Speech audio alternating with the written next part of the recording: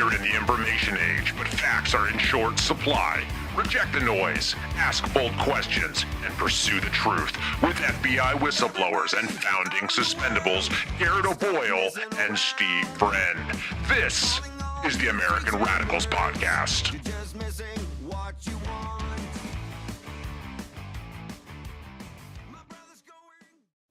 It is the American Radicals Podcast, and it's a Saturday. Congratulations, everybody. You made it through yet another week. We are grateful to have you here on rumble.com/AmRadPod on a Saturday. Make sure that you give us a thumbs up and a follow here.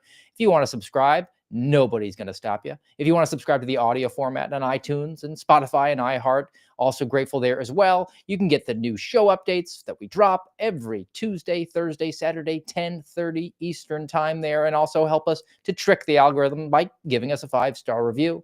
You can also look at us up on YouTube and at X America News. And if you're inclined to go over to the Instagram, you can see me at Real Steve Friend there. I try to put up some clips whenever we can and attracting more people to become radicalized Americans here on the AmRad Pod.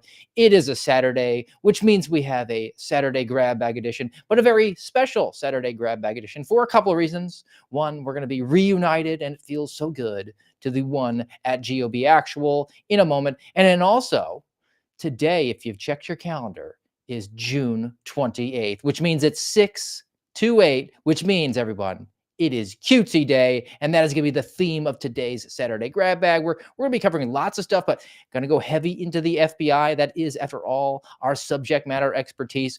We're going to talk about more examples of the FBI terror factory. They're going to run the playbook at a vulnerable person and entrap them as a likely would-be terrorist who was not predisposed or capable of actually carrying out a terrorist attack.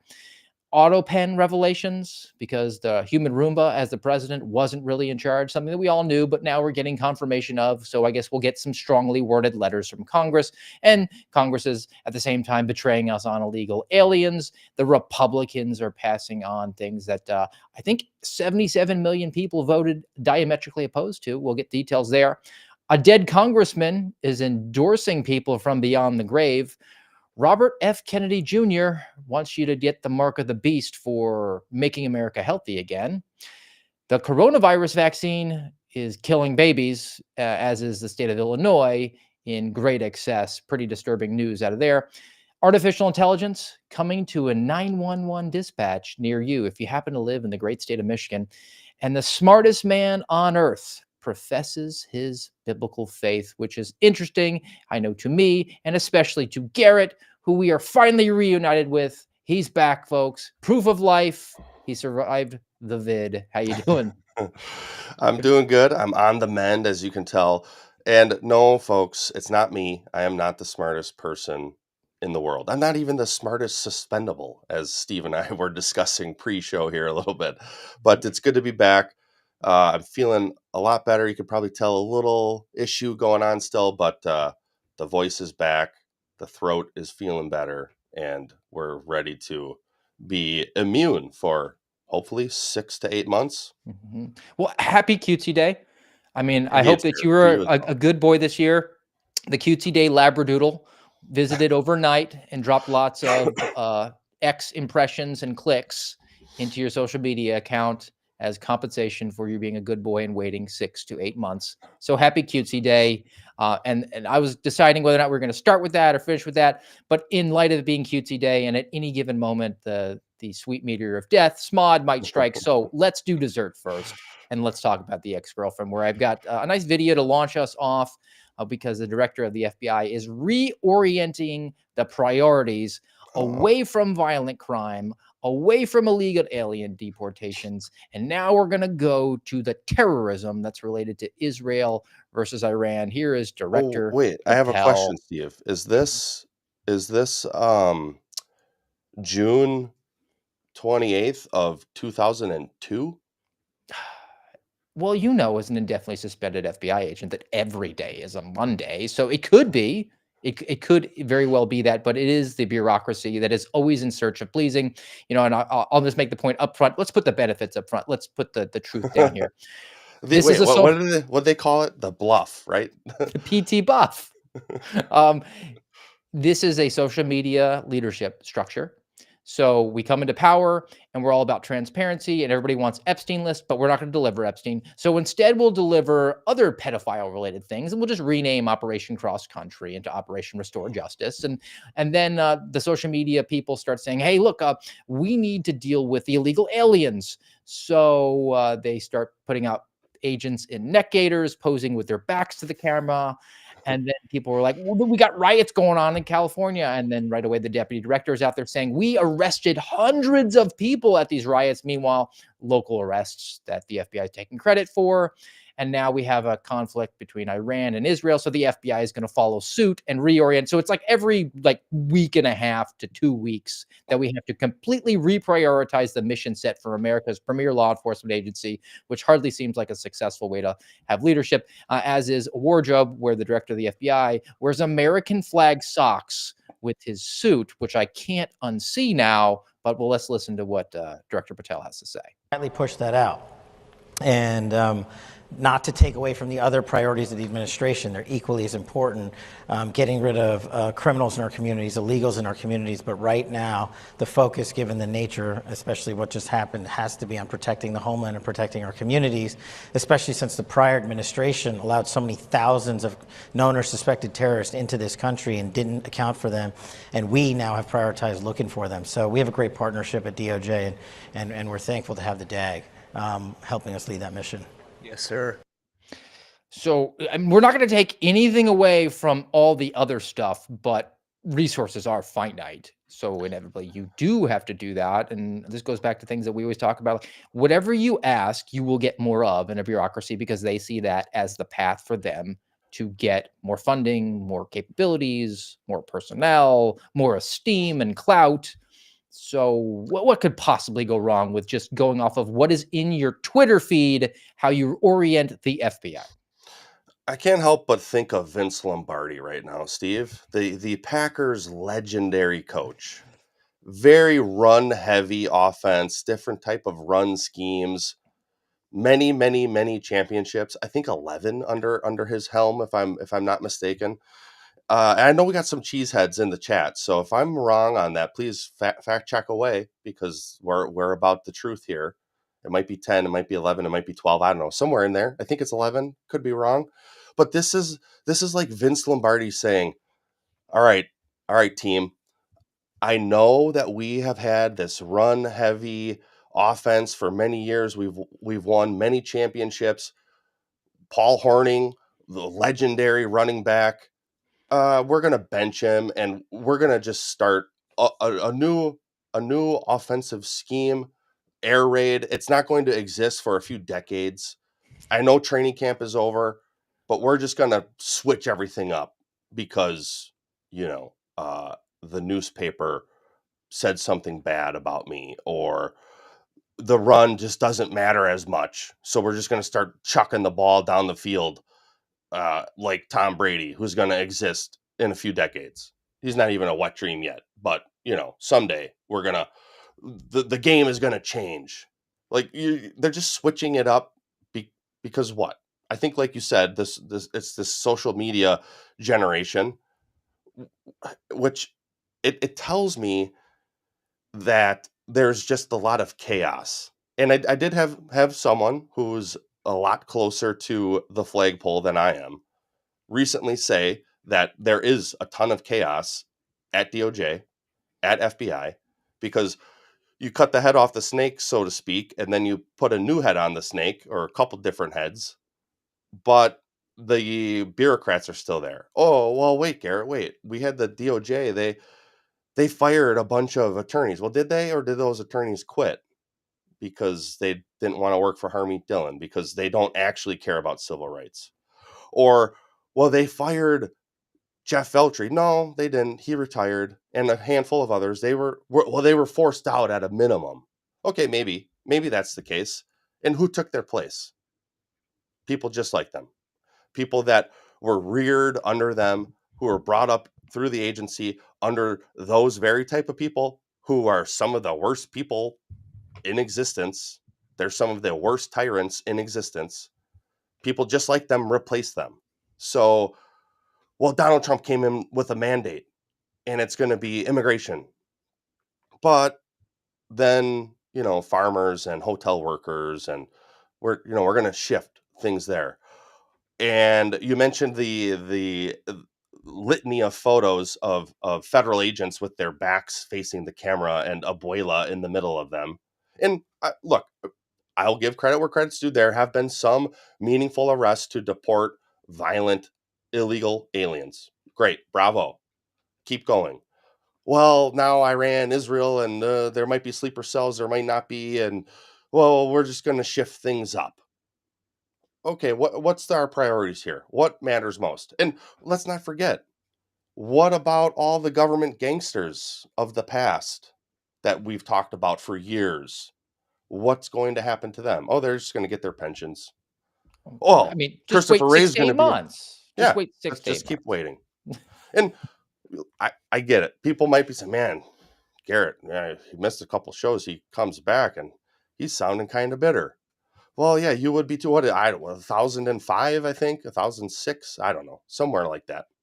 And yeah, maybe I am a little bitter, but also I typically my entire life have taken people at their word until they betray their word. And it seems that we're amidst not just whistleblower betrayal, because we could talk about that all day, every day. But we know if you've been listening to this show for any amount of time, you know that already.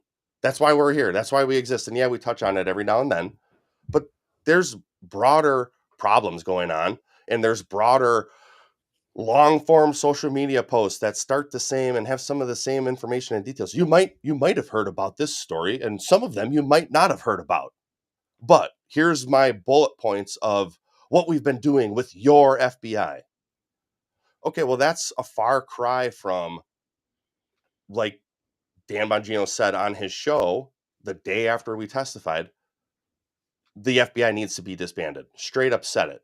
I've posted the clip a number of times.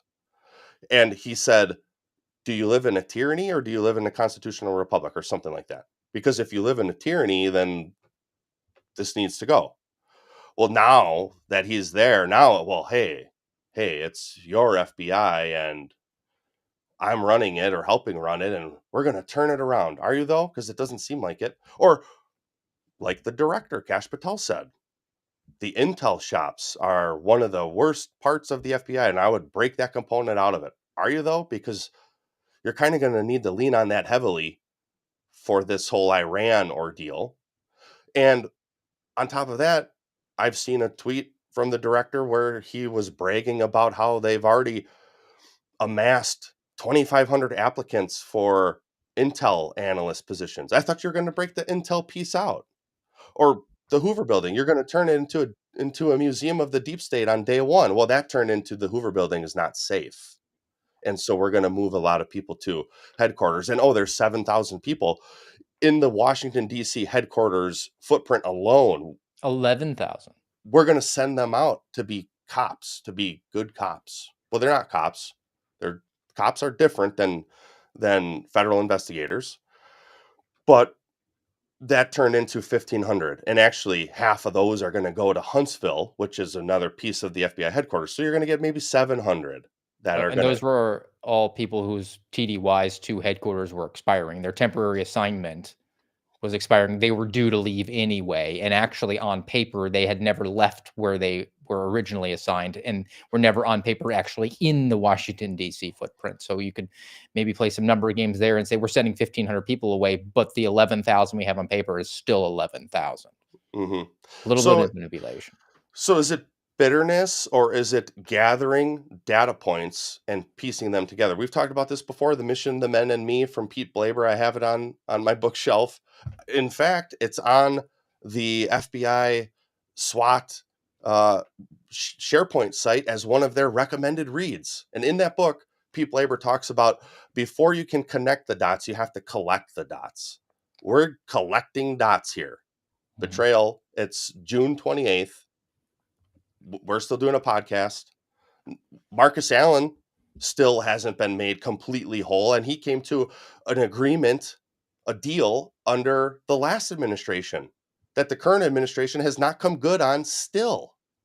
So bitterness or just collecting dots and starting to connect them? Hmm. I guess I'll let you all decide.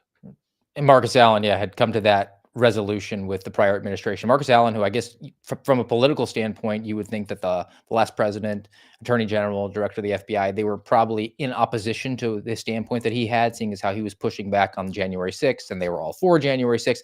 And yet they were able to come to a resolution for him, unlike the current administration, the president, attorney general, director of the FBI would seem to be like political fellow travelers with you. And yet they've failed to do that. And also, Marcus Allen came to that agreement 12 months ago.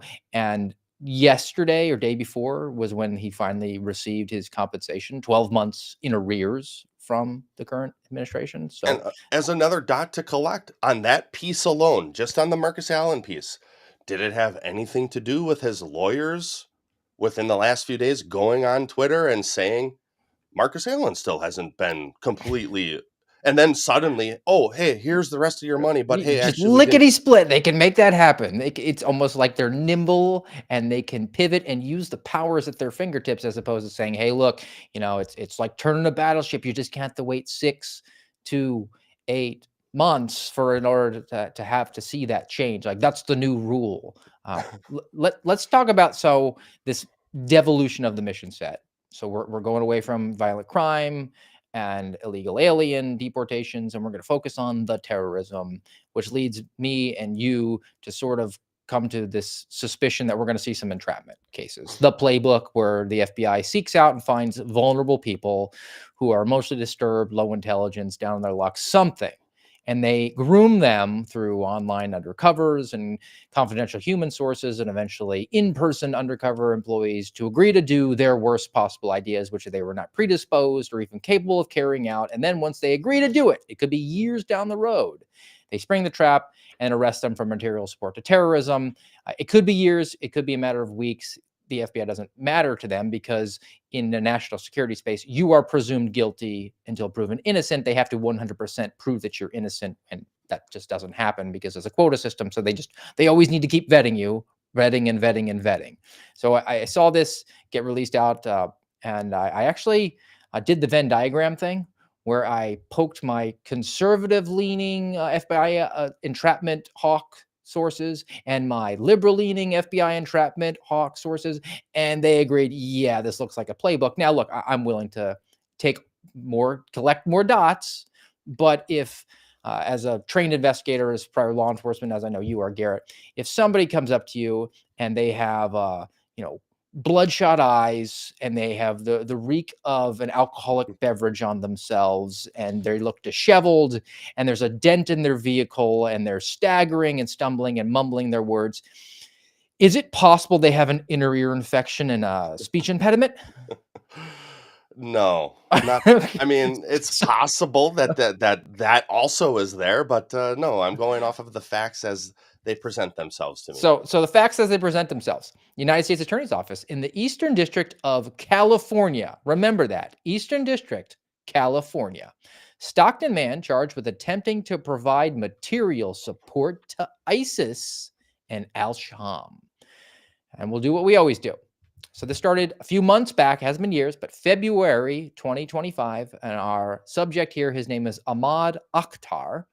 He's been communicating online with a law enforcement controlled individual, which in other words means a confidential human source. But they didn't use that term, which I thought was important and noteworthy. And again, take note of a couple of details here, because unless you know, you don't know. California, law enforcement controlled individual.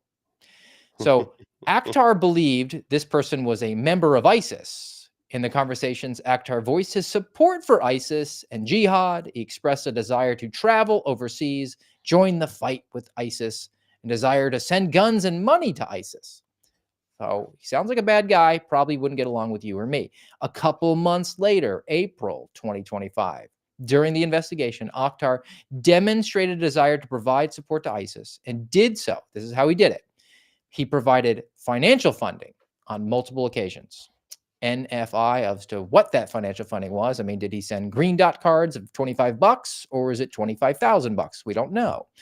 After a few payments, so pretty easy, maybe sending some Western Union, The law enforcement controlled individual indicated to Akhtar, our bad guy, that ISIS had procured several guns with the money that he had sent them, even though the money he sent didn't get to ISIS and there were no guns purchased by ISIS because that money went directly to the law enforcement. In his response, Akhtar said, "May Allah destroy our enemies." Akhtar also, language, Garrett, he also talked about planning. Hmm. He talked about planning. He didn't plan. He talked about planning acts of violence. Okay. He said he wants to die for the cause of Allah, fighting the infidels. And he asked for instructions. I don't know how. I don't have the capability. He asked for instructions on how to make an explosive device. Then, June 23rd, another couple months later, he met with an individual that he believed was an ISIS associate, but he was actually an undercover employee. He provided clothing, binoculars, and $400 cash, 2 loaded guns, 6 magazines, and then he swore a pledge of loyalty to ISIS, and now he has been arrested for providing material support to terrorism. I wanted to bring up a second thing. So I noted the language. I noted the individual who was associated with law enforcement, and then the fact that this came from California. And then I found another press release, which is again from the Eastern District of California, and it says at the bottom, "This case is the product of an investigation by the Federal Bureau of Investigation field offices in Sacramento and New York and the New York City Police Department." The New York City Police Department. You know, Steve, with these dots that you've collected for all of us, it makes me think that first piece said a California controlled undercover. Well, we know because of similar cases like this, because of 9/11, because of JTTFs being formed, because of the push towards intel, that NYPD partnered in great fashion with the FBI and still does to this day. And they have a whole unit designated towards terrorism. And that unit includes a lot of highly trained undercover officers. So when you're saying a California controlled undercover, and now the second piece, not only was it the Sacramento field office, but it was the New York field office who has extraterritorial jurisdiction, which means they investigate things not in America and all around America. If there's an international nexus, they're one of the few field offices who does that. It makes me kind of think that maybe it was a New York FBI undercover or an NYPD undercover who was attached to JTTF or something of this nature, because like you said, language matters. What does a California controlled undercover mean? And also, of course, we don't know. I don't think. Maybe you do. But was this undercover posing as, I don't know, a female that suddenly took interest in our lone wolf terrorist who has never had any interest from a female ever before? Or maybe even not, there was not a romantic connection, but suddenly this person finally had a friend. The friend that they met online who tried to prompt them towards all of the worst ideas they could ever come up with, or maybe not even come up with on their own, but suddenly he had the means and the capability to enact some type of ISIS plot. The NYPD thing is interesting, and you reference how they're kind of tied in with the federal government. There's golden handcuffs attached to it, and we discussed this, and I'm doing your homework for you here, Rose Lopez. Episode 17 of the American Radicals podcast, Injustice, where we talked about how the NYPD's counterterrorism division gets $160 million from the federal government, giving them lots of fresh meat. That's a lot of money. Steve, I said in the beginning that I'm not the smartest suspendable. I'm also not the most organized. But you, sir, you have some organization skills that I do not have. I would never have been able to pull that and be like, I think we talked about this before. Control F, man. Just key terms. That's how you do it. All right. let's talk about another example of perhaps we're seeking some headlines and we're seeking approval on social media, and we don't care about the Constitution or free speech, even though we have a caveat that we don't investigate that. We totally investigate that. So this was reported in Fox News, reported a bunch of different places that are sympathetic to the current uh, FBI because it's cutesy day and we all have labradoodles. The Florida man indicted for an 86 post threatening to kill Alina Habba. Now, the individual here, according to the indictment, this happened over a month ago, May 19th, 2025, Garrett. So, I mean, like imminent threat of death or serious bodily injury, getting a little bit outside of that. So, a bad guy whose last name is Risotto made a threat to injure and kill the victim in a series of postings online account belonging to him. Specifically, he stated, among other things, a slow, painful death for Habba. Eliminate Habba. 86 traitor, death penalty for all traitors. I hope you die a painful death. And that was determined to be a true threat of violence by the Department of Justice. Some more. Habba is a C word. 86 that B word. He also allegedly posted slow, painful death. 86 that C word. Eliminate Habba. 86 traitor.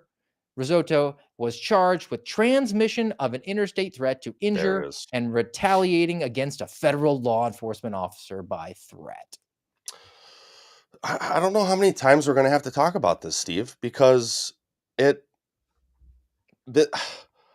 have a difficult time because one, I don't think you should be posting that type of stuff on your social medias. Okay. You shouldn't be. But how many times do we have to bring up Watts versus United States 1969? If you're just listening, we just popped it up on the screen. This goes back to the Vietnam War era where an 18-year-old African-American war protester, Robert Watts, at this rally said, quote, "If they ever make me carry a rifle, the first man I want to get in my sights is LBJ." And the Supreme Court ruled that's First Amendment protected speech. It's political hyperbole. Again, as we've said many times, you don't have to like what someone says, but they still have the right to say it. You don't have to agree with it. You can think that it's foolish. You can think that it's stupid. You can think that it's unsavory. You can think that it's rude. You can think that it's mean. You can think that it doesn't align with American principles or values. You can think that it doesn't align with your principles or values. That doesn't mean they don't have a right to say it. And on the tweets or posts or whatever, Facebook posts, wherever these things were being posted, I think we all could agree, and I think even most reasonable people who may not come from the same political bent as you would agree. Reasonable. Notice the language again. Most reasonable people, and I know increasingly people on the left are more and more unhinged, but if there's anybody reasonable, left of center left, which, by the way, is your entire Republican Party, including your president, they would agree, yeah, don't post this type of stuff. But now they're going to get arrested. And notice, even in one of the posts, he said death penalty. He's not saying, I'm going to go kill Alina Habba. He's saying he wants her dead. He wants her tried for treason, called her a traitor, thinks that she needs to be 86. Oh, leaning into the James Comey seashell issue, indicted. And not for a violation of some type of unprotected speech, but for interstate communication threats or whatever, which is one the FBI uses a lot when in this social media era that we're in. And there was no imminence. I mean, it No. happened over a month ago. A month. So is he taking steps to plan anything? No, just doesn't sound like it. There is an imminence element to speech that isn't protected, but if there's a statute of limitations for the interstate threats that it goes back 5 years, does that mean they can go back 4.5 years to your Facebook account and see that you use some spicy language? Yeah, that's exactly what it means, because they can bypass the imminence and just say that it was threats at some point. And again, we're going to quibble about what actually constitutes a threat. I mean, that's spicy political rhetoric. I don't think it'd get along with Mr. Risotto probably really well, but No. I firmly believe that the police should not be the jerk police. And the best thing you can do is they have this feature. I don't know, Garrett. Uh, you can hit this mute button on a lot of these social media accounts. So you don't even have to see it. You can create a nice echo chamber for yourself. And I am firmly a believer in setting yourself up with a nice echo chamber, because I don't like to be more angry than I have to be, because I'm angry a lot. And I I'm angry continue to enough. be angry, even Yeah. though it's cutesy day at this one. And we need to have a nice laugh at the ridiculousness. And it's in keeping with our thumbnail, which is an FBI agent with face paint and a cowboy hat. Why are we doing that, Garrett? Well, because it was Family Day yesterday at the FBI Hoover Building at headquarters. During the workday, when they were all on the government dime, the taxpayers were fronting the bill. It wasn't a Saturday. It was Friday, June 27th. This was an email that was circulating to all employees of the Washington field office and to all employees of the Hoover Building at the FBI headquarters. FBI headquarters Family Day, Friday, June 27th. This Friday, June 27th, we will welcome our families and friends to the J. Edgar Hoover courtyard for the FBI's annual Family Day. I thought it wasn't safe, but we're going to bring our families there. This year, we'll be staging our own version of a rodeo, complete with stick horse racing. I wonder how many support staff engaged in that. Line dancing, face painting, and racing robots. You can even make a cowboy hat or learn your cowgirl name. Well, how do they know what a woman is? Topping it all, Garrett, Director Patel will be available for photos several times during the day. The entire ordeal lasted 10 a.m. to 2 p.m., which means that the director of the FBI, who was really concerned about all the terrorist attacks, the follow-on attacks that are going to transpire as a result of Israel and Iran engaging in kinetic conflict half a globe away, dug out half of his workday to take selfies with people. Well, thank you, Director. As someone who lived in Kansas, Steve, and was in the FBI during that time, I'm going to have to virtue signal here, because there are still legitimate cowboys in Kansas, in Oklahoma, and I think that this is cultural appropriation. There's But no if you don't reason. acknowledge the Cowboys, that's cultural erasure. Well, what do we Called do? damned if you It's do, damned if you don't, it's Bart the Simpson. which button meme right now. But also too, on there it talked about you have to have a valid government issued ID if you're 16. If you are 16 or older, the FBI is demanding that you show your papers if you want to enter the Family Day here. And it's really apropos for our time that it comes a day before Cutesy Day that we're celebrating today. Because could there be any better way than to have a quote unquote leak to the suspendables about the Family Day? It's perfect, because lots of people, including retired, foolish FBI cuckolds who want to jump on their social media and lambaste and gossip and slander about what we do or who we are or what we've done in the past, or if we're actually whistleblowers, or if there's some sort of hidden secret thing that Pam Bondi and Kash Patel are looking into, and suddenly that means they can go back on their word. Because as many of you probably know, Kash Patel gave us his word that, don't worry, guys, it's time for all of us to get back to work. I'm going to bring you all back. Suddenly, that didn't happen because of something in your file. There's something in your file. Well, we have my Something in the file. file that our attorneys have. Yeah. That our attorneys have looked at and said, no, there's nothing in your file, which would mean that they generated those issues after they took After. over. But never let a timeline really get in the way of getting your political outcomes, because you're a blunt force conservative, Chris Hinkle, who's setting up a podcast, which is pretty inferior. Who was a DEI agent or coordinator, DEI coordinator. But yes, you're a blunt force conservative, but you just told the line with everything. Doing God's work. All right. We could pivot away. I as much as you got to shed a tear for having to not dunk on the ex-girlfriend for the entire show. Oh, but we do actually, have a full roundup. Before we do that, Steve, I meant to bring this up when you were talking about the California ISIS case, because I think that this is pertinent. for those of you who maybe started paying attention just in recent years, you may not know this case. It started in 2015 when an ISIS sympathizer, quote unquote, was provoked by FBI undercover agents to go shoot up some allegedly anti-Muslim event. Yeah. It's It was a been Draw Muhammad event in Garland, Texas, because you're not right. supposed to draw the Prophet Muhammad. It's blasphemy in the Islamic faith. Again, First Amendment, you can draw Muhammad in any way, shape, or form that you like, and no one can kill you for it. Nonetheless, as if you're watching, you can see it. FBI still defending undercover agent who provoked Garland shooting in ongoing appeal. It has been 10 freaking years. I'll just read a little bit of the beginning of this. You can go find it on your own from friend of the show. Maybe we should try to get him on at some point. Ken Silva. He's at JD Cashless on Twitter, but he writes for Headline USA. The 2015 ISIS-inspired shooting at a contest to draw the Prophet Muhammad in Garland, Texas remains one of the starkest examples of the FBI provoking a terrorist attack. Well, yeah, that's the playbook. In that case, FBI informants had been monitoring the shooters for years. The Bureau allowed one of them to purchase a weapon from a gun store involved in Operation Fast and Furious scandal, and an undercover agent even encouraged the shooting by telling, oh, my screen just went dark, weird, by telling the attackers to tear up Texas.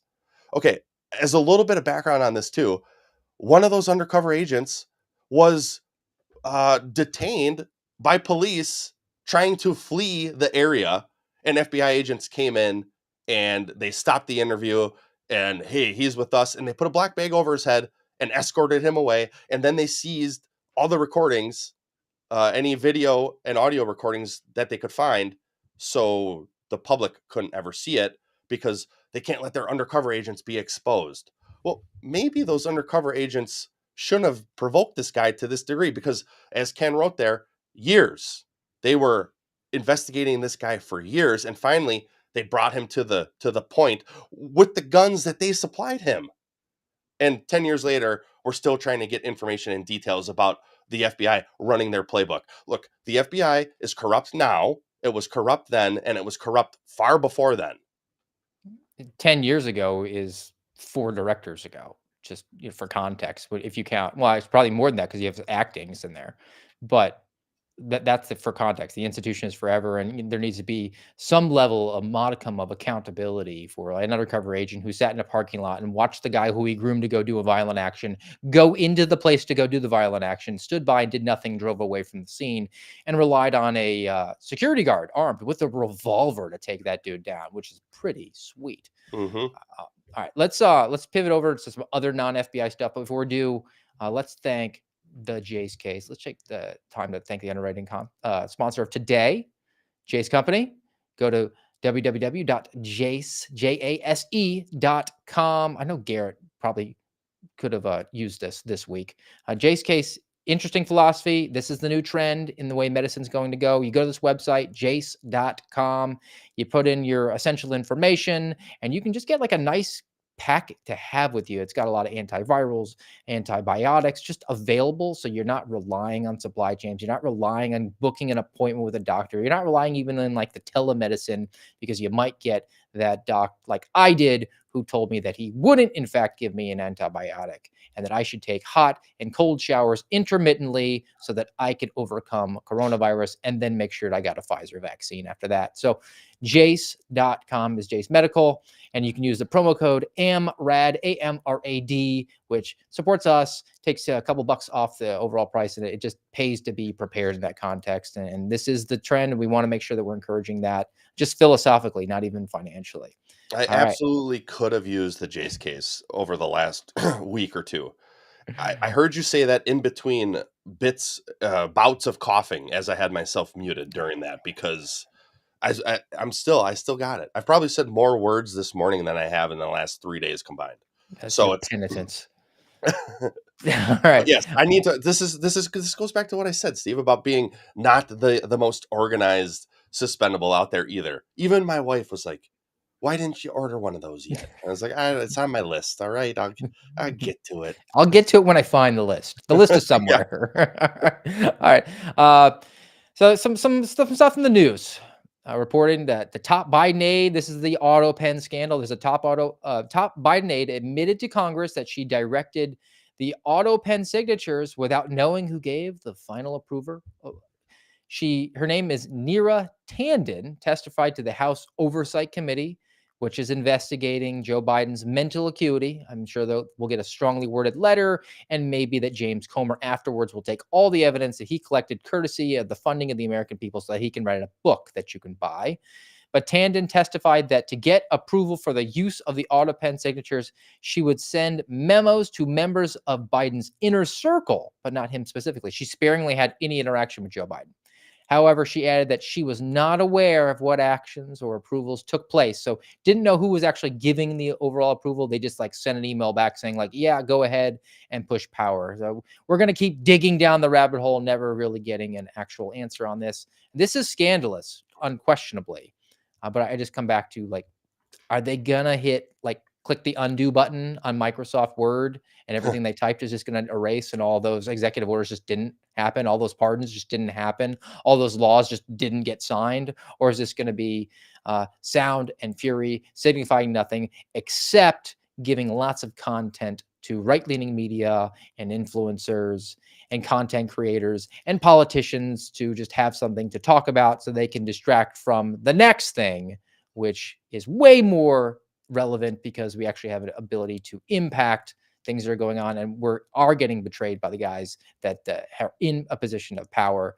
Talked about the House Oversight Committee. Let's talk about the Immigration Accountability Project, which is looking at the House Appropriations Committee, because there's just all they do is just sit in hearings all day long.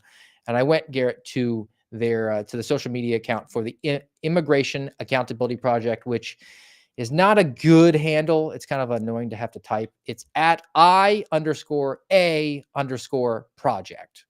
But worth the read here, because they looked at the House Appropriations Committee. They were doing a markup on the Homeland Security Appropriations Bill as they're trying to like do the funding still. And they put out several bullet points about what the Republican-controlled Appropriations Committee pushed on through with voice votes, because they didn't want to put their names down, but they all kind of voted for it. So here is what the Republican-run committee pushed out. Require ICE to prioritize criminal aliens, like a distinction without a difference. They're all criminal, but like mega Doppler criminals, I guess, rather than just illegals. Yeah, they came here and broke the law in doing so, but we're not concerned about that. We're just concerned on any crime they committed after that crime.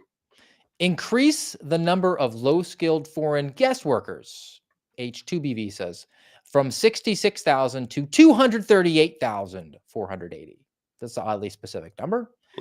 Allow U.S. dairy industry to import unlimited number of foreign guest workers.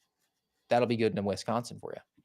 And give them year-round jobs, not even just seasonal. They could just stay here.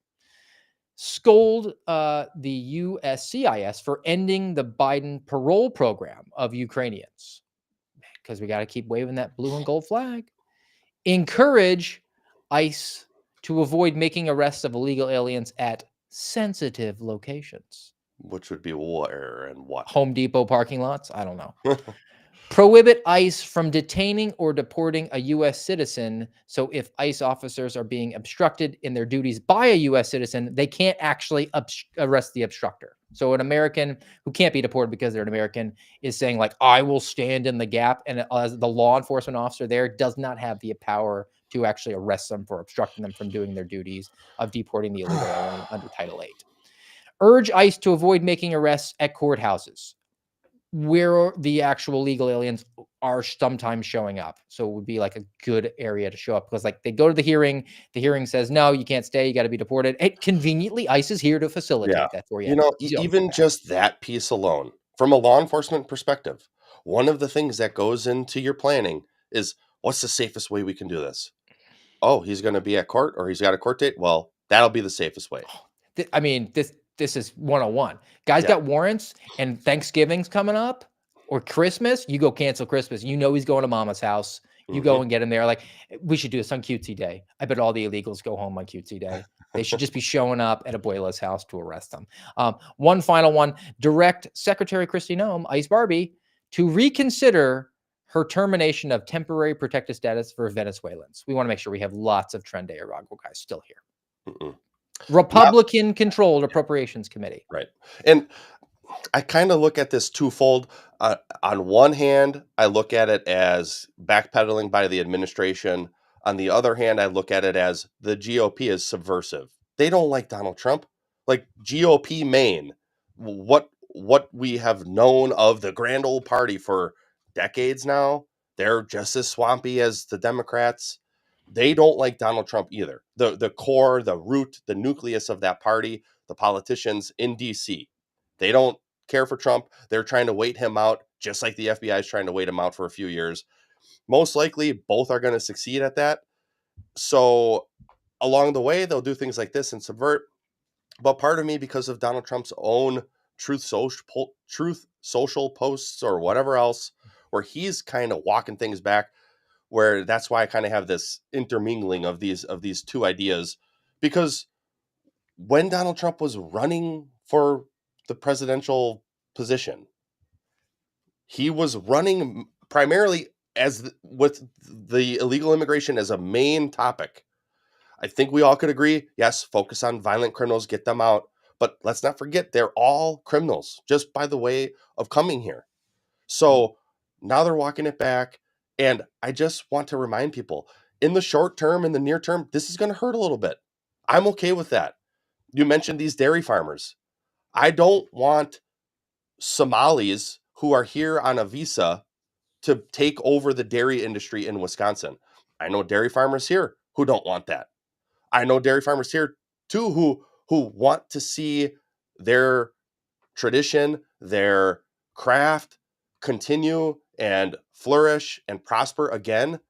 And it's multifaceted because we've got the government pushing you to not drink milk and not eat cheese, and all of these issues as well play a role because our dietary choices have changed. Like people are drinking almond milk now. That's not milk, okay? It's water that was pressed through almonds. It's not even close to milk. They can't sell almond juice. That's the only reason they call it that, because it makes you gag when you say almond juice. So outside the Republicans, I mean, let's talk about somebody who's no longer, theoretically, supposed to be no longer a threat to you or to your freedom and liberty and ability to prosper in the alleged land of the free. And that's one Jerry Connolly, for a deceased member of Congress from Virginia, former representative, I believe, of Kyle Seraphin, and gun grabber, big time. He died because he had cancer. But this is a letter with his letterhead and his signature. Maybe they use an auto pen of Jerry Connolly making an endorsement for his seat for his former chief of staff. And he's been dead over a month.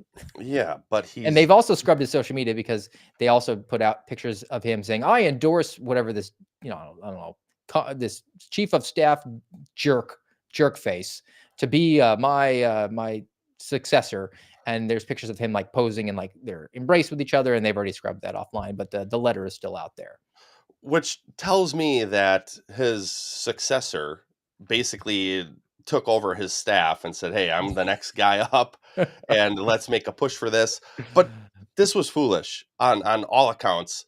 But also, Steve, I know we're not quite to the end of the show yet, and I'm going to detour a little bit. Psalm 37, verses 1 and 2, fret not yourself because of evildoers, be not envious of wrongdoers, for they will soon fade like the grass and wither like the green herb.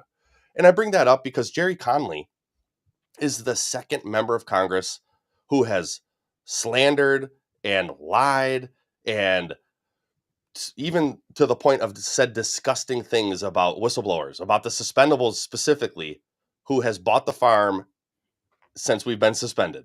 Sheila Jackson Lee was the first one, Jerry Connolly now. And look, I know both of them were old and they had health issues or whatever, but sometimes justice comes in a unique form. For them, they got to live a long life. I mean, relatively long. I think both Sheila Jackson Lee and Jerry Connolly were in their 70s. What did you say? Jerry Connolly was 75.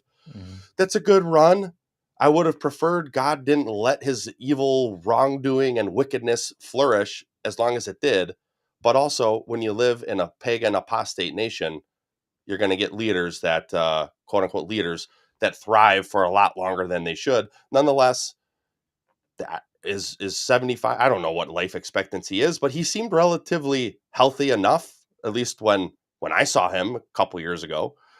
But yeah, this is just a weird, but also it kind of shows the current age that we're in, where people are like, wait a second, this dude's dead. And so it doesn't take much to be like, wait a second, he couldn't have put this out. There's no way, he's dead. And now they're starting to scrub everything. Yeah, I mean, going out and going hard against the suspendable is kind of like the Madden cover curse, where like that player would like get hurt, or the guys who go on Fox News and advertise for reverse mortgages, they all die. Tom Selleck is doing it now, bro. Oh, no. I'm really nervous because Magnum No. PI, we can't afford to lose him. All right, I want to talk about Robert F. Kennedy. And the cautionary tale of sometimes having strange bedfellows, and maybe I understand the philosophy of trying to silo somebody who might not share all or even most of your ideological perspectives on things.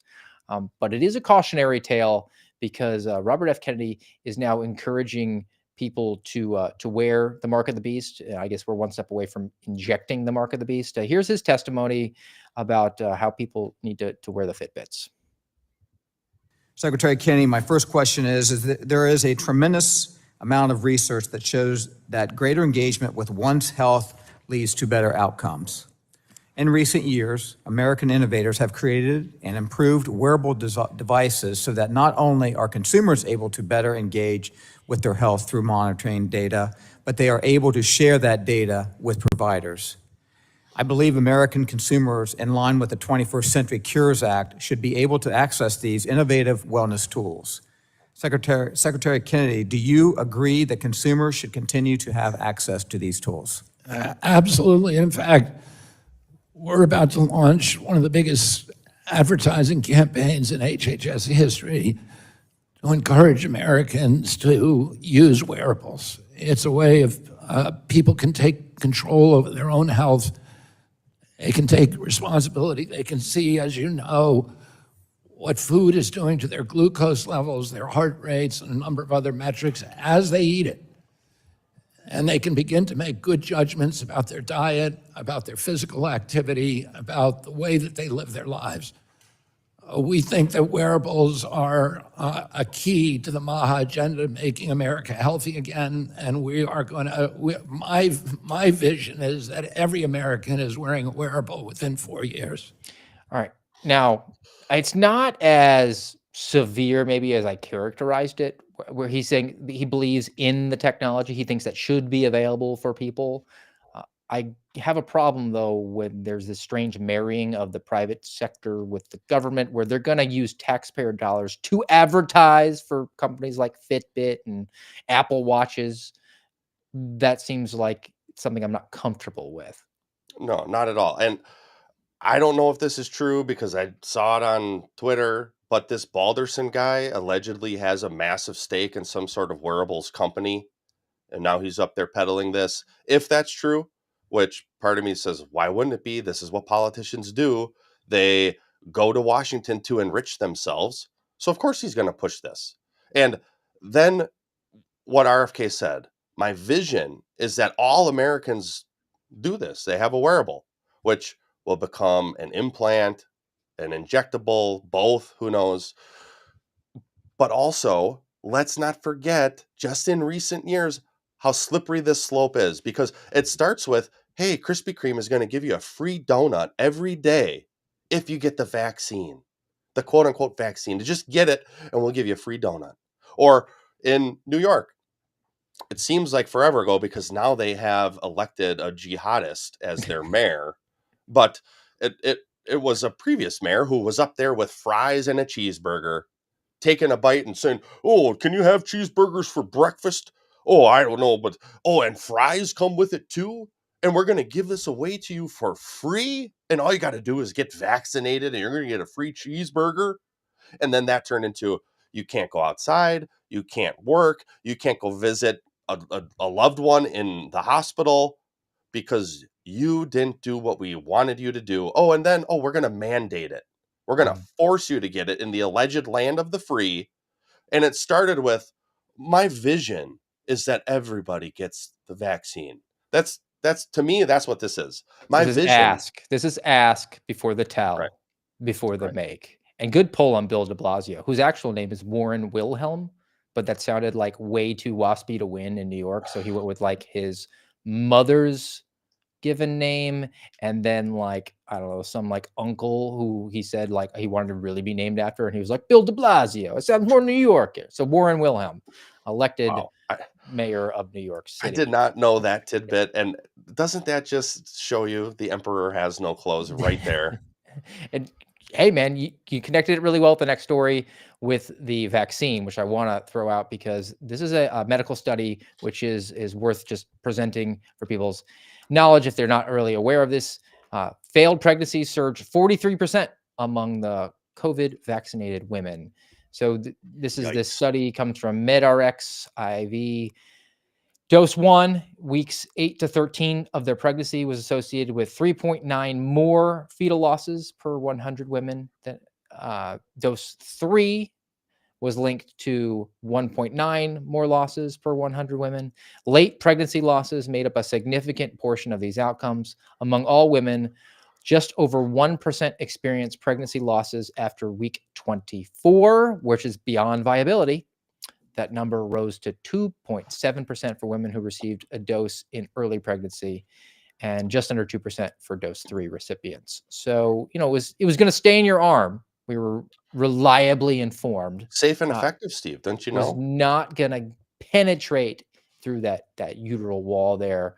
Safe and effective. You should totally continue to inject all the jabs and at the same time wear your Fitbit, because we're asking you and then we're telling you and then we're going to make you. And if you won't do that, we will in fact take a more aggressive action, which is what the state of Illinois is doing. And that is allowing the murder of babies up into 34 weeks. So this comes from an Instagram posting from this clinic, Baby Kill Mill, called the Hope Clinic Chicago. They're open abortion center care for all trimesters. Abortion access announcement. Hope Clinic is now open in Chicago, expanding our care through all trimesters. Exclamation point. And OMG, we couldn't be more excited. Heart emoji. Everyone deserves access to abortion care whenever they need it, because deciding and acting on what's best for you shouldn't be on anyone else's timeline. Heart emoji, including the person who's inside of you. Yeah, what's and is best fully for you. developed. Oh, Steve, it's we've talked about it before. It's modern Molech. Just offer your children up to the false god. It's no different. As King Solomon said in Ecclesiastes, there's nothing new under the sun. That is precisely where we're at. It's no longer Moloch, this crazy looking false god. It's government, it's quote unquote science, it's healthcare, it's language. That flyer, all those bright colors, and oh, it's a care center, it's a clinic. No, it's where you take your unborn baby to be murdered. And it says even on there, abortion care. That's not what that is. It's not care. It's not abortion. Even that, which we seeded decades ago, abortion, abortion, abortion. That sounds just a little more appetizing than murder. Just murder your baby. No, just terminate the pregnancy. Just abort the fetus. Language matters, folks. If we are going to truly make America great again, if we're going to be a righteous nation someday again, which I'm not holding my breath on, but if we are, we've got a long, long way to go.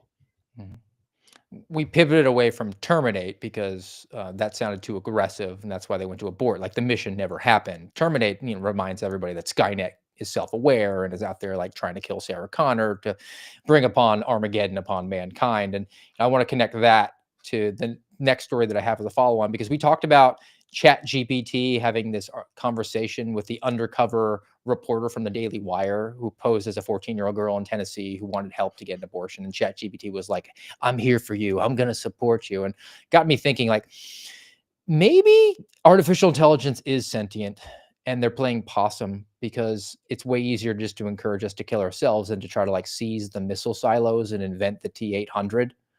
This would be a better plan. It'd be maybe more efficient for them.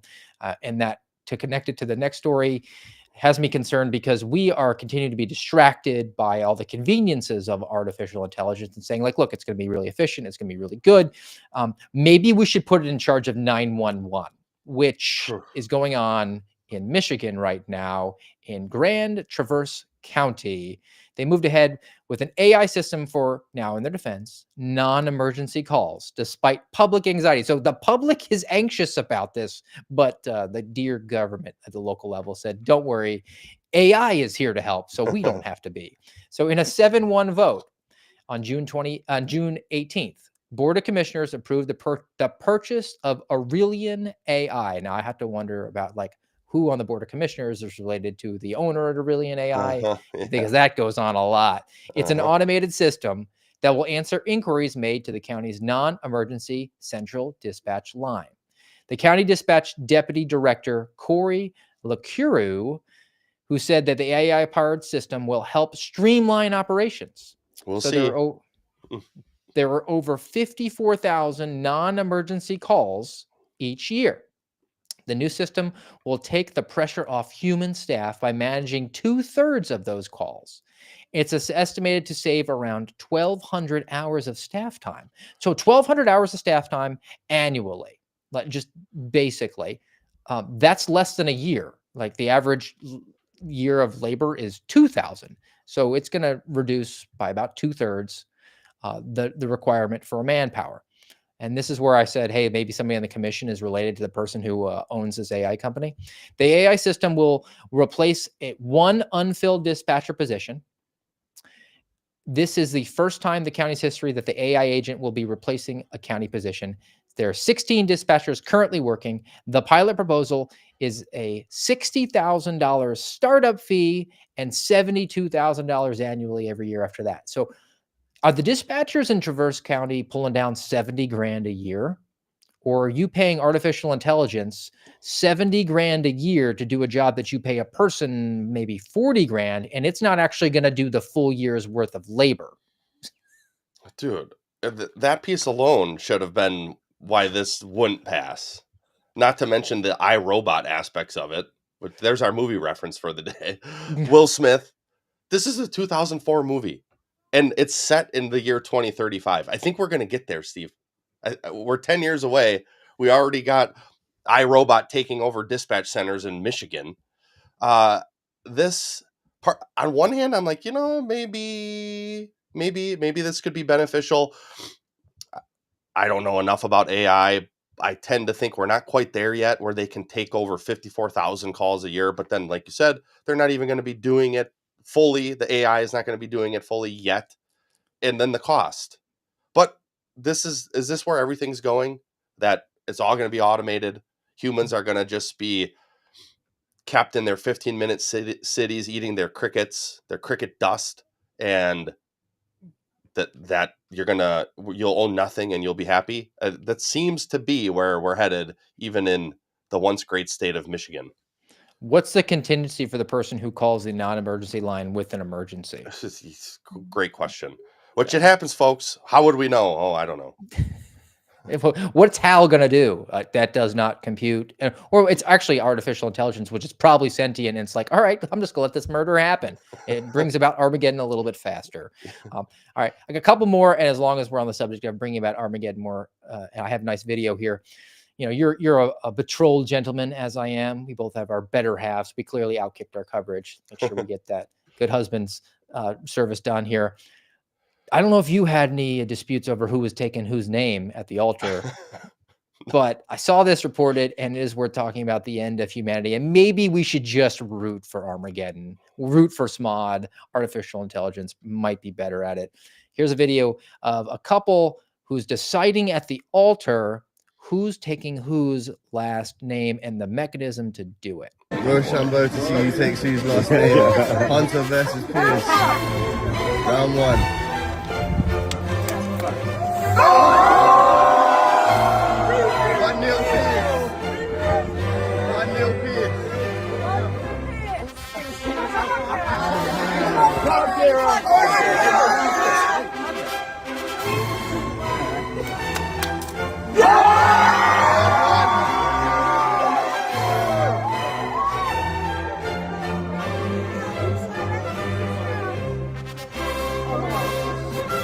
It all depends on this. Whose last name?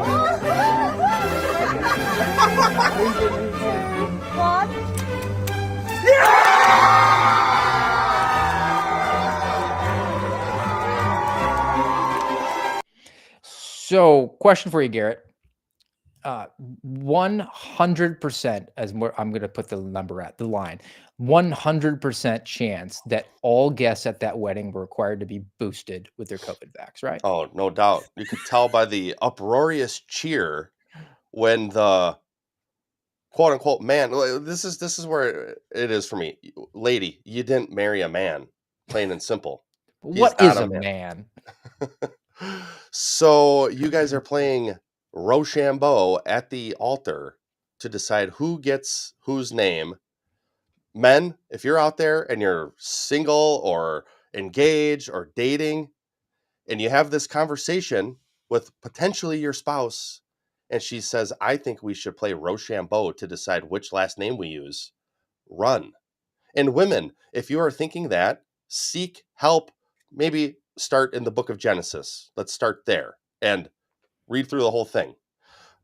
But you mentioned our spouses. This wasn't even a consideration.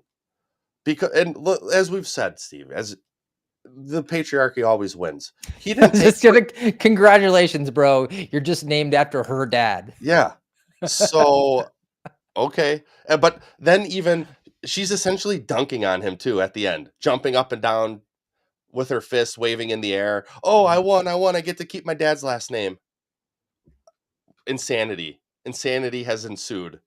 The actual logic behind the woman taking the man's name, it is about child rearing, because when a child pops out of a woman, like, everyone knows that you're the mommy. But before the days of DNA testing, like, we don't know who the daddy is. That's why they named the kid after the dad's last name. That's why the woman took the dad's last name, the husband. But I mean, those were back in the days when we had like families. And well, as I talked about on Thursday, the Duffys, the transportation secretary who's married and has 9 children, like, that's a problem right now in our current culture. Mhm. All right, I got one more story, and then I'll kick you off on your biblical worldview. And actually, to kick you off for that, I want to highlight young man. I guess he's a young man. His name is like Young Hoon Kim, who is the world's smartest IQ holder.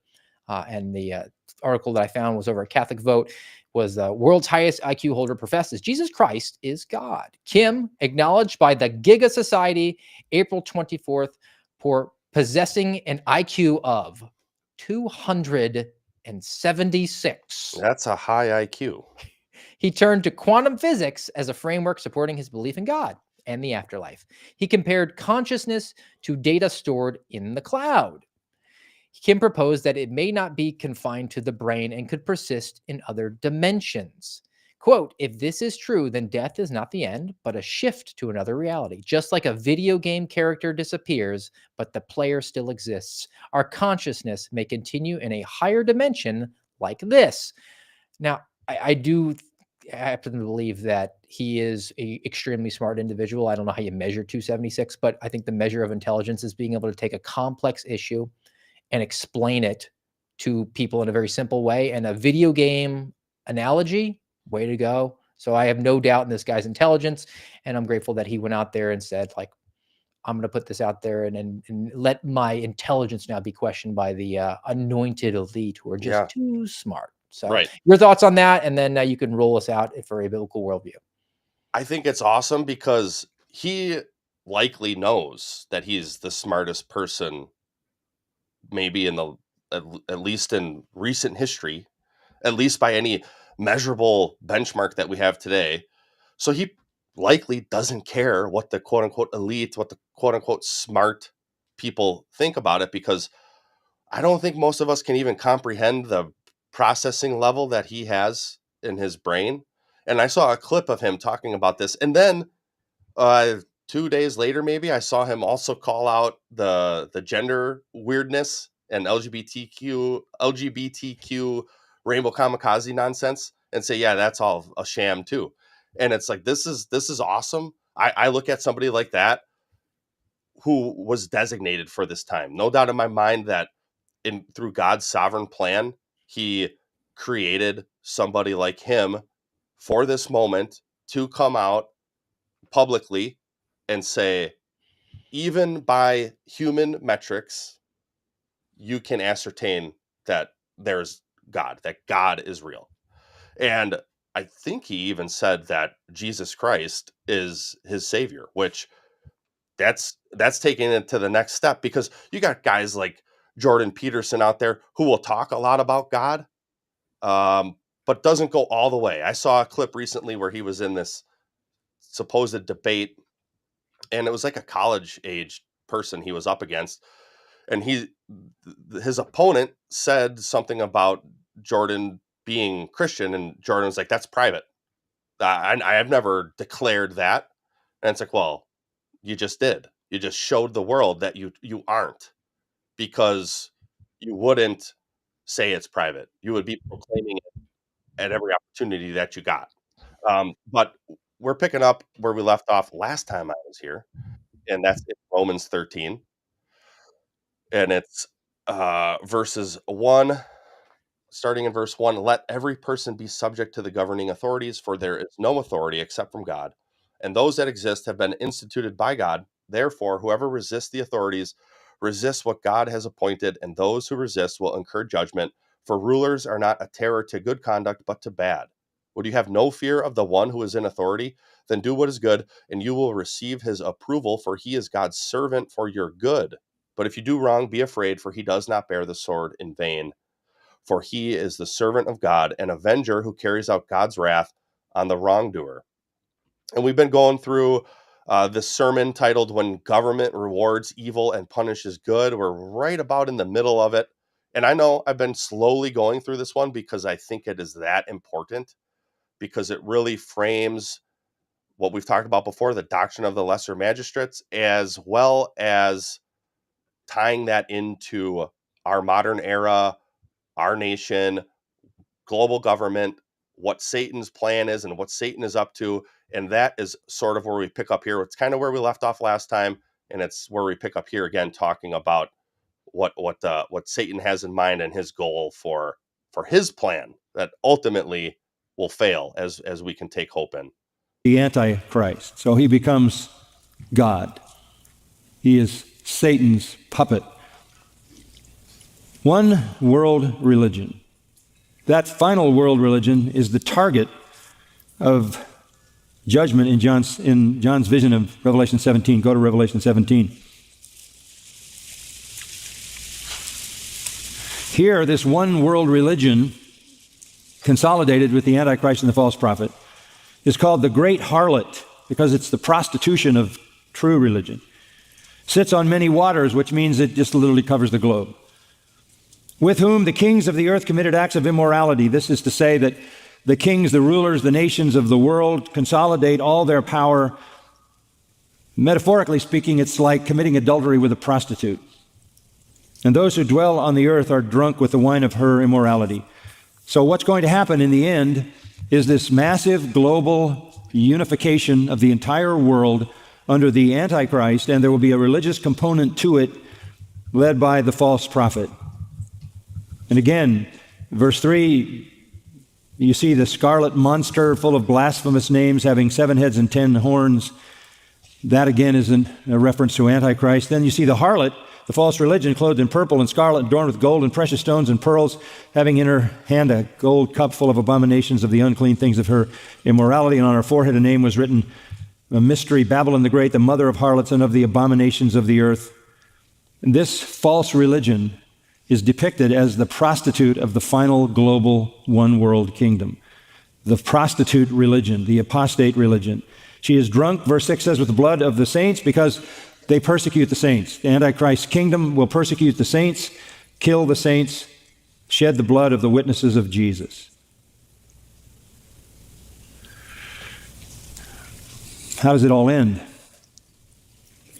If you come down to verse 14, these will wage war against the Lamb, and the Lamb will overcome them. So this is where Satan's going. He is pulling the world together, unifying the world in a way that never could have been done in the past, because he didn't have the technology to do it. But they wage war against the Lamb, and that is a losing proposition. because the Lamb will overcome them, verse 14 says, because he is Lord of lords and King of kings. And those who are with him are called and chosen and faithful. This is where history is going. Don't be surprised at globalistic efforts. Don't be surprised at governments turning on divine truth. This is Satan's plan.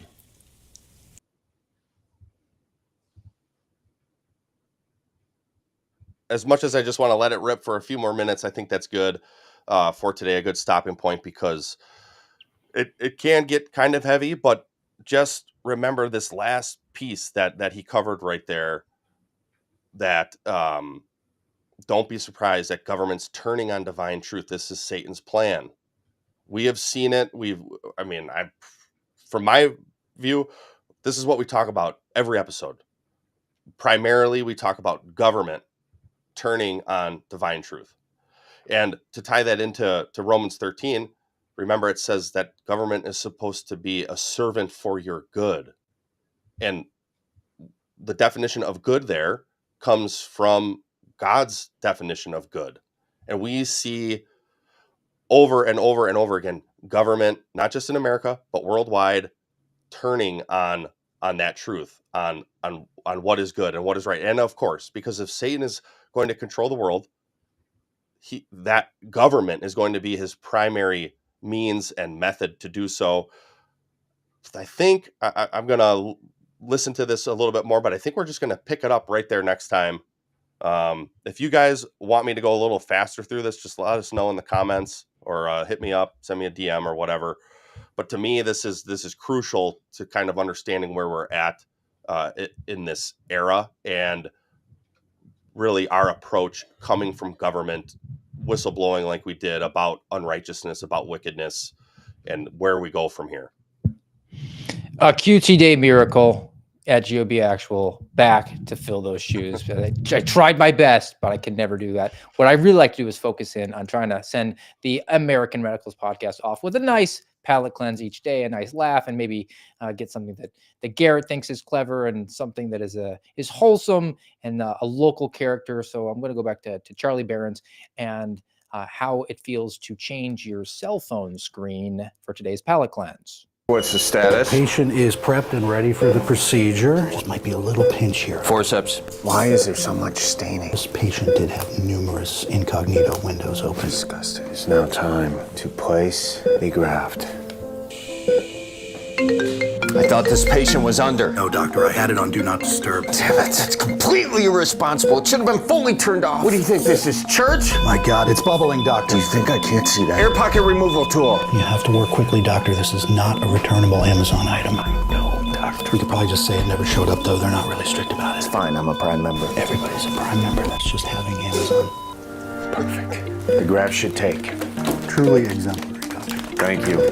Thank you. Now, the patient will probably have some backlog notifications. Do you have AT&T? If you switch to Verizon, you could get a new iPhone. It's so true. I've given up. I've tried before to do that. I've given up. I can't. I don't have the skills that Dr. Barron's has. You're not organized, Garrett. You're just not organized. All right. This is also a facet of it. All right, that's going to do it for today on the American Radicals podcast on the Saturday Grab Bag. We're going to be back with you Tuesday, 10:30 Eastern time next week, guys. Until then, have a great weekend.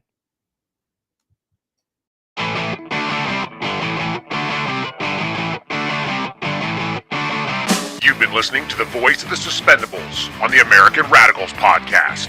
Follow us on rumble.com/AmRadPod.